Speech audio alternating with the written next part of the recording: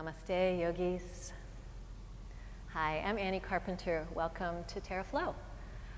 So for today's session, I thought we might discuss two really essential principles in yoga. And these principles apply to all the limbs of yoga, right? From the simplest precepts of living, to asana practice, to breathing practice, to meditation practices, to spiritual life, all of it. And these concepts are kind of like the yin and yang, the balancing principles of our intention. The one is Abhyasa, Abhyasa. And that literally means to practice or to show up, to do the practice itself. And then the other balancing factor is Vairagya, Vairagya, and not Viagra, right? But this is the opposite side of practice, which is having that ability or that wish to be fully present in the practice, to move forward in the practice, and yet completely detach from any results whatsoever. And these two concepts show up in all of the great yoga texts. In fact, I think they show up in all the spiritual texts and all the religions. But in yoga, these concepts come up again and again and again. Like you read it in the Gita, that's the whole idea of the battle in the Bhagavad Gita. Is you gotta battle, that's your duty, that's your dharma, but you have to let go of any outcome.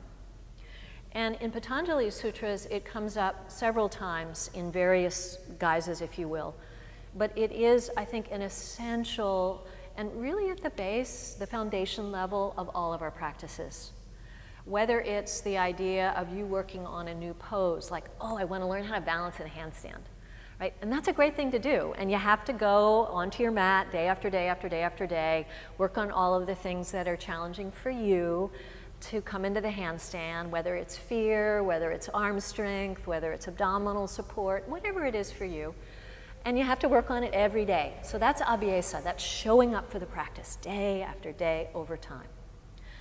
But you know, if your mind, your ego, gets caught up in getting there, in really being in handstand like that fabulous practitioner you saw in class the other day. You know what I'm talking about when you get distracted, wow, look at that. Then you're no longer in the present moment.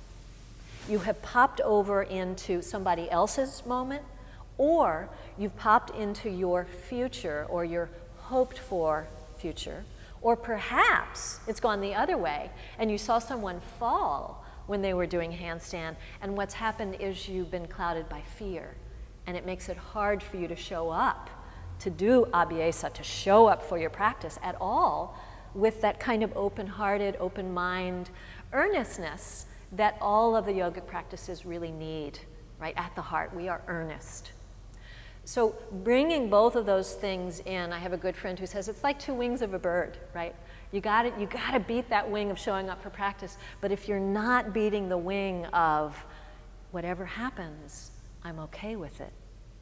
However long it takes for me to get to handstand, or even if I never achieve full handstand balance in the middle of the room for more than 1 second, can I find that place of equanimity, of composure, of calm, of deep, radical acceptance?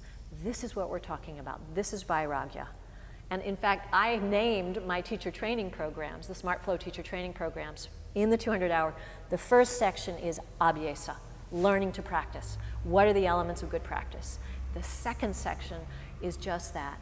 How can I continue to show up every day and absolutely, without reservation, accept whatever is? In each and every moment, in each and every step that I take, I accept what is.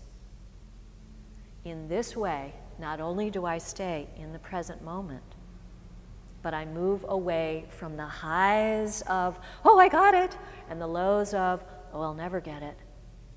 And I just stay on my path as a yogini. I hope this helps. I hope you'll be able to remember these concepts, especially when you're being hard on yourself or you're being a little bit greedy. Sometimes we all do that. So come back to the balancing act of showing up and accepting what is. Namaste.